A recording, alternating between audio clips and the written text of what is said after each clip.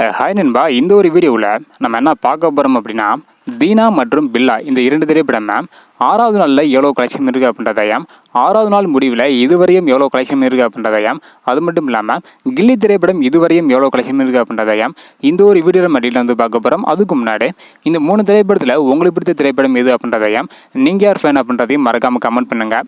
இன்னும் நம்ம சேனலை சப்ஸ்கிரைப் பண்ணாமல் இருந்தீங்கன்னா மறக்காமல் பண்ணிக்கோங்க. ஓகே அன்பா, வாங்க நீங்கள் வீடியோக்குள்ளே போகலாம்.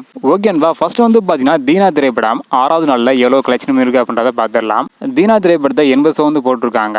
2426 டிக்கெட் வந்து விற்பனை இருக்கு. இதன் மூலம் 2,42,000 ரூபாய் வரைக்கும் கலெக்ஷன் இருக்கு 6வது நாளில் மட்டும். இதனை தொடர்ந்து பில்லா திரைப்படத்தை 6வது நாள் 31 show வந்து போட்டிருக்காங்க. 932 டிக்கெட் வந்து விற்பனை இருக்கு. இதன் மூலம் 1,00,000 வரை வந்து கலெக்ஷன் இருக்கு. 6வது நாளில் மட்டும் தீனா மற்றும் பில்லா இந்த 3 திரைப்படம் 3 லட்சத்துக்கு மேலே வந்து கலெக்ஷன் இருக்கு. இதனை தொடர்ந்து கில்லி திரைப்படம் வந்து பார்த்தீங்கன்னா 382 show வந்து போட்டிருக்காங்க.